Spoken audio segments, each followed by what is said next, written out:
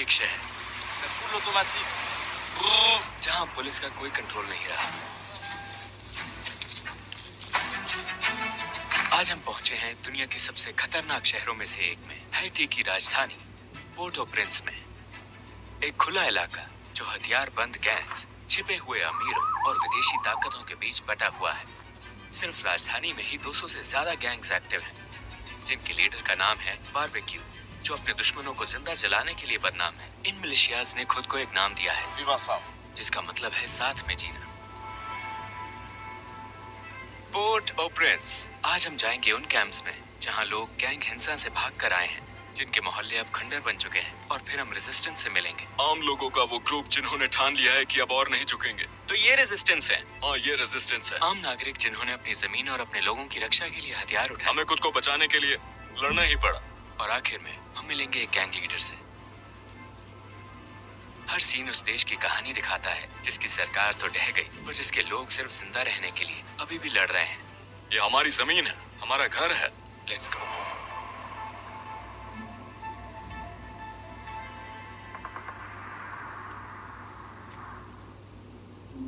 आज हम हैं एक ऐसे आइलैंड पर जो दो देशों में बटा है। आधा हिस्सा जैसे स्वर्ग और दूसरा जैसे नर्क। एक तरफ है डोमिनिकन रिपब्लिक, जहां खुशहाली है, और दूसरी तरफ हैती, जहां हर दिन एक जंग है। हम राजधानी पोर्ट ओ प्रिंस में पहुंचे। वो रहा एयरपोर्ट। एयरपोर्ट से हमने होटल डिस्ट्रिक्ट की तरफ रुख किया, वो इलाका जहां अब भी सरकार के ऑफिस, पुलिस और कुछ होटल्स हैं। ये एरिया एक पहाड़ी पर बना है, बाकी शहर से बिल्कुल अलग। ये होटल शहर के सबसे लग्जरी होटलों में से एक है, जहां हर गेट पर भारी सिक्योरिटी तैनात है, क्योंकि इसके बाहर एक बिल्कुल अलग दुनिया बसती है। हम राजधानी पोर्ट ओ प्रिंस में हैं। देखो, हम एक पहाड़ी पर हैं, नीचे पूरा शहर दिख रहा है। यही वो देश है जिसने कभी कॉलोनियलिज्म को हराया था और आज अफरा तफरी में डूब चुका है। अब हम जा रहे हैं उन कैंप्स में जहां वो लोग रहते हैं जो गैंग्स की गोलियों से बचकर भागे थे। ऐसे लोग सैकड़ों की तादाद में हैं। ये जगह टेम्पररी है, कोई नहीं जानता कब तक, क्योंकि इन्हें यहाँ रहते हुए 9 महीने से ज्यादा हो चुके हैं। और यहाँ मार्केट भी है। हाँ, उन्हें जीना भी तो है। ये वही लोग हैं जो अपने इलाकों से भागे थे जब गैंग्स ने उनके घरों को जला डाला था। उनके घर अभी भी वही हैं, पर वो लौट नहीं सकते। करीब 1 महीने पहले गैंग्स ने थोड़े लोगों को वापस जाने की इजाजत दी थी, पर अब वहाँ कुछ बचा ही नहीं है। ये लोग बेघर हैं और उन्हें नहीं पता कि वो कब लौट पाएंगे। ये देश लगभग भुला दिया गया है।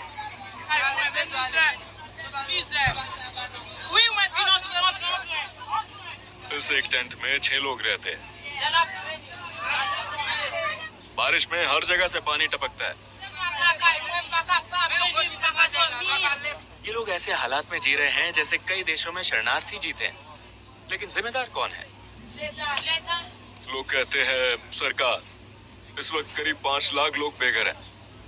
5 लाख? हाँ, पूरे 5 लाख, पूरे देश में फैले हुए।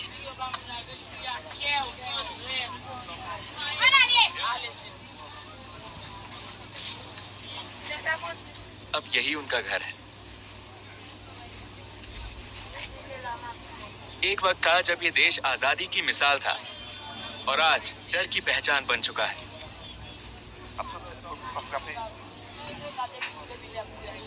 ये औरत एक कार के नीचे रहती है।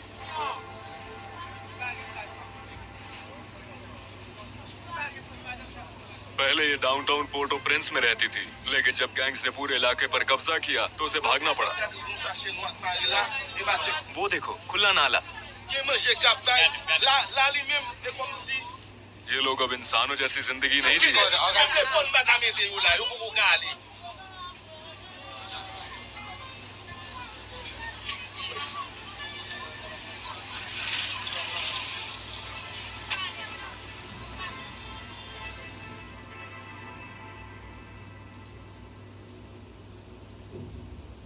अब हम एक ऐसे मोहल्ले में जा रहे हैं जिसे गैंग्स ने पूरी तरह तबाह कर दिया है। आप देखेंगे कैसे घर राख और मलबे में बदल गए हैं। एक पूरा नेबरहुड पूरी तरह वीरान। यहाँ से सभी लोग चले गए। देखो, ये एक वॉर जोन था। जो लोग हमने कैंप में देखे वो इन्हीं सड़कों से भागे थे। आप हर जगह टूटे फूटे घर और गोलियों के निशान देख सकते हो। ये क्या है भाई, यहाँ क्या हुआ था? देखो, एक इंसान की खोपड़ी। सड़क के बीचों बीच एक ट्रक फटा पड़ा है। लोगों को यहाँ जिंदा जलाया जाता था। गैंग अब इस इलाके को छोड़ चुके हैं, लेकिन अभी भी लगता है जैसे यहाँ कोई बॉम्ब गिरा हो।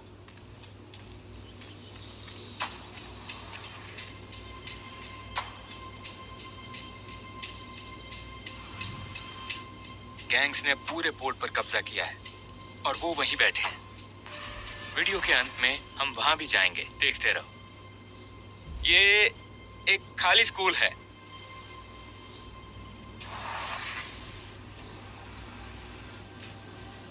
ये गैंग्स और सरकार के बीच की लड़ाई है। ये गेट देखा? कुछ नेबरहुड्स गैंग्स को रोकने के लिए पूरी तरह बंद है। यहाँ किडनैपर्स को रोकने के लिए सुपर हाई स्पीड बम्स भी हैं। हाँ,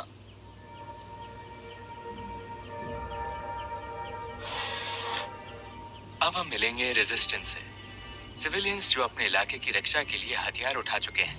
हम रेजिस्टेंस के एरिया में आए हैं। लोगों ने यहाँ से भागने से इनकार कर दिया, भले ही गैंग्स ने उन्हें निकालने की कोशिश की। ये आर्म्ड व्हीकल केन्या से आया है। केन्याई फोर्सेस ने यूएन के साथ मिलकर यहाँ मदद करने का काम किया है। वो अपनी इंटरनेशनल इमेज सुधारने के लिए सीधे अफ्रीका से यहाँ पर आए हैं।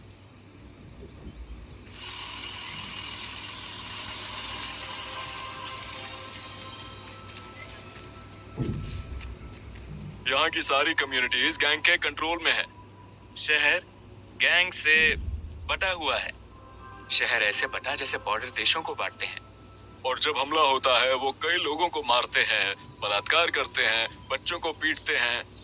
लेकिन ये लोग तो सिविलियन हैं, उनके अपने लोग हैं, इसलिए उन्होंने खुद के लिए रेजिस्टेंस ग्रुप बनाने का फैसला किया। तो ये अपने लोगों की रक्षा करते हैं। हाँ, अब हम रेजिस्टेंस के साथ हैं और मैंने भी उनका यूनिफॉर्म पहना है। अगर मैं गैंग कंट्रोल्ड एरिया में ऐसे जाता तो मारा जाता, क्योंकि ये रेजिस्टेंस यूनिफॉर्म है। इन्हें कहते हैं विजिलेंटीज, साधारण लोग, मैकेनिक, किसान, पिता, जिन्होंने अपने घरों की रक्षा खुद करने का फैसला किया।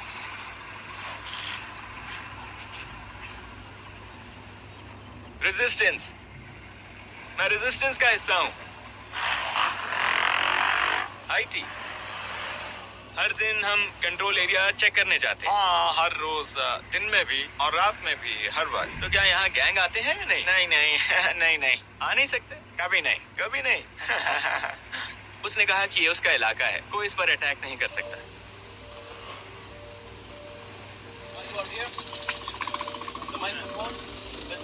क्या ये लोग पूरा पहाड़ कंट्रोल करते हैं? हाँ।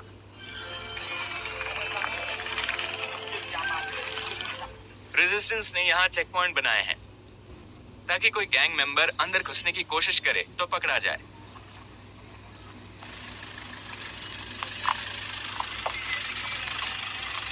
अब हम उन्हीं में से एक चेक पॉइंट देखने जा रहे हैं। चलो चलते हैं।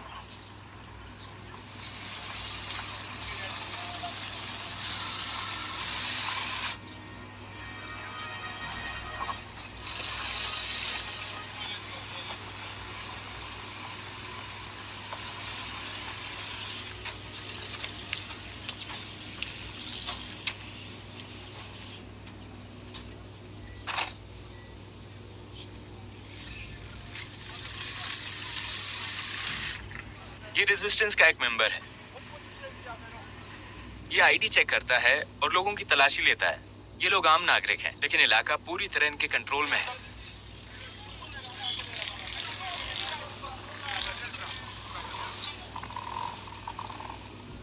अगर इन्हें कोई गैंग मेंबर मिल जाए तो उसे पुलिस के हवाले करते हैं।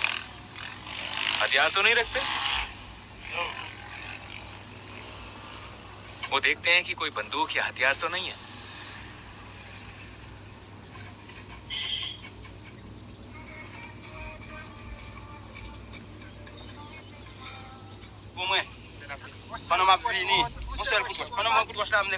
अभी उन्होंने एक आदमी को रोका। उसके चेहरे पर खून लगा था। उसने बताया कि थोड़ी देर पहले जब वो यहाँ से गुजर रहा था तब गैंग वालों ने उसे पीटा था।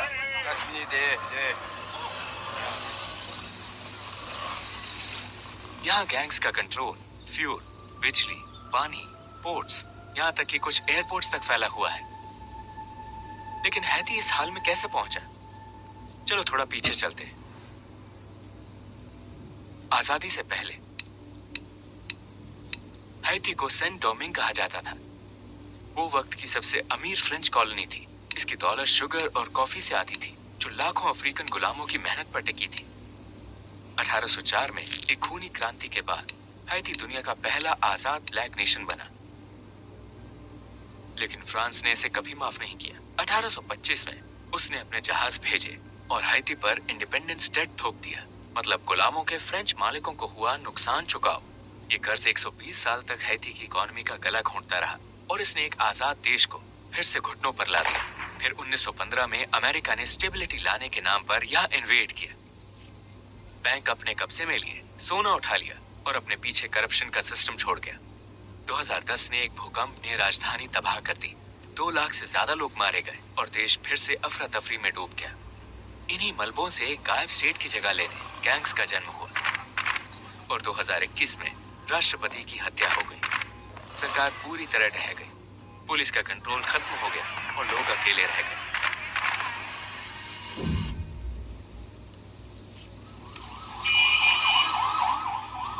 अब हम गैंग से मिलने जा रहे हैं। उन तक पहुंचना आसान नहीं था। तो अब हम बस लेंगे क्योंकि पोर्ट ऑफ प्रिंस का डाउनटाउन गैंग्स के कब्जे में है। हम गैंग्स के इलाके में जा रहे हैं। वहां जाने के लिए प्राइवेट कार का इस्तेमाल नहीं कर सकते। हमें पीली बस से जाना होगा क्योंकि कोई भी प्राइवेट गाड़ी अगर गई तो उस पर तुरंत फायरिंग हो जाती है। देखो लोग कैसे एक दूसरे पर चढ़े हुए हैं। हमें उनके इलाकों से गुजरना है, वो भी भेष बदल कर।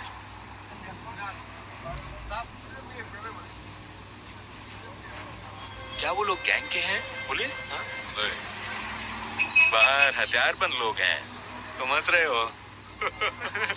तुम खुश हो? अब ये सब एक नाम के तहत एकजुट हो गए। पहले इन्हें G9 कहा जाता था, अब ये कहलाते हैं विवा साम। इनका लीडर है जिमी, जिसे सब बारबेक्यू कहते हैं। वो पहले पुलिस ऑफिसर था जिसने सिस्टम के खिलाफ हथियार उठा लिए।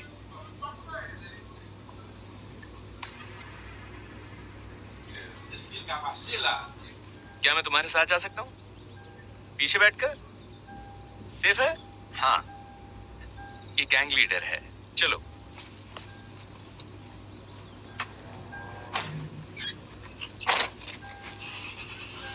गाड़ी पूरी तरह टिंटेड है। ये उनमें से एक गैंग लीडर है। और ये घर खाली है? हाँ। क्या ये लोग शहर का 80% हिस्सा कंट्रोल करते हैं? 95%। क्या ये बारबेक्यू के अंडर काम करता है? बारबेक्यू अपने इलाके का लीडर है। ये सब उसी गिरोह विवा साम का हिस्सा है। यहाँ विवा साम के तहत कई लीडर हैं। हाँ।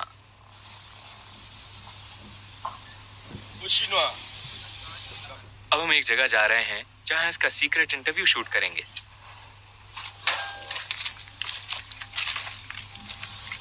अब वो अपना चेहरा क्यों नहीं छिपाता?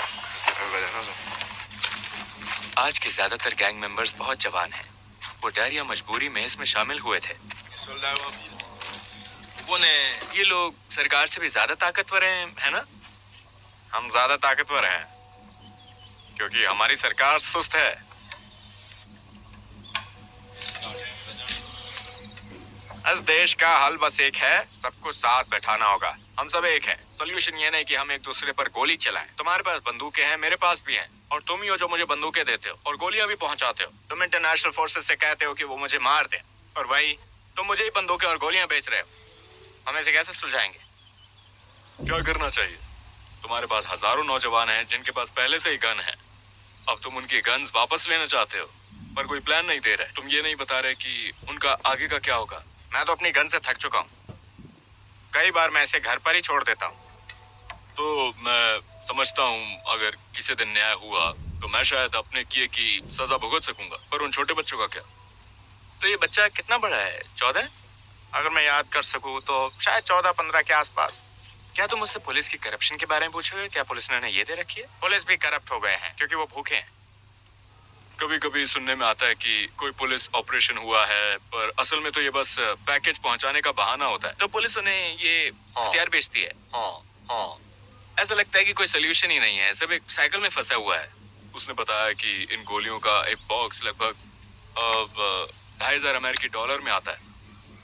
हाँ, देखो केन्याई फोर्सेस जो साल भर पहले आई थी, नतीजा 0। क्या कोई इमरजेंसी है?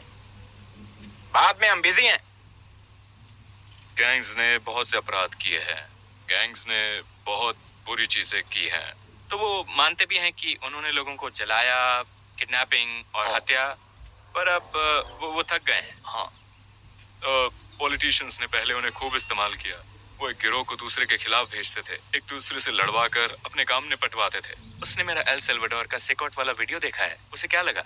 हाँ, आपने जो देखा, एल सल्वाडोर में सरकार काम कर रही है, वहाँ सरकार चल रही है। तो जो सरकार ने किया, क्या उसे लगता है कि उन्होंने गैंग्स को पकड़कर अच्छा किया? हाँ, उसने कहा कि कम से कम उन्होंने एक स्ट्रॉन्ग फोर्स बनाई, उन्हें पकड़ा और जेल भेजा। हाँ। उसने कहा कि राष्ट्रपति नायब बुकेले ने जो किया वो सही था। हाँ, पर ये खुद गैंग मेंबर है। हाँ, पता है, पर यहाँ सरकार वैसा कुछ नहीं करती क्योंकि उनका भी गैंग्स में कुछ इंटरेस्ट है। सरकार चाहती है कि गैंग्स रहें। हाँ, अब लोग मेरे पीछे पड़ेंगे इसके बाद। वो समझ गया।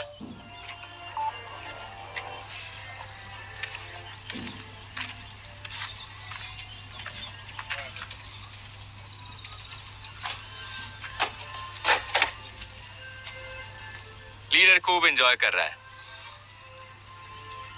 वो पूरी कोस्ट लाइन कंट्रोल करते हैं।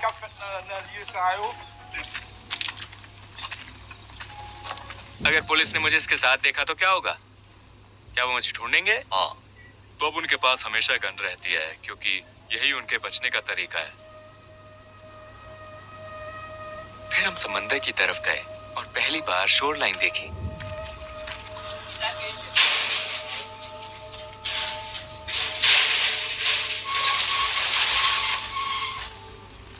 ये सीसाइड विला अब उनके कंट्रोल में है। अब ये उनका है। फ्रीडम।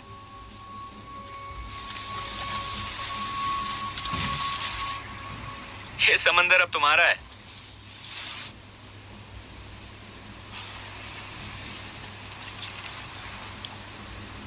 हाँ, मुझे हैती होने पर गर्व है। हम आजादी के ब्लैक वंशज हैं और हम गर्व महसूस करते हैं। इसे कभी नहीं भूल सकते। हमने सबसे पहले दुनिया को दिखाया कि असली आजादी क्या होती है। हम बच गए। भगवान का शुक्र है हम बाहर आ गए। बाहर हैं। हम बाहर हैं। हो गया। यही है हैती, वो जमीन जिसने सबसे पहले खुद को गुलामी से मुक्त किया और आज भी आजाद रहने के लिए लड़ रही है।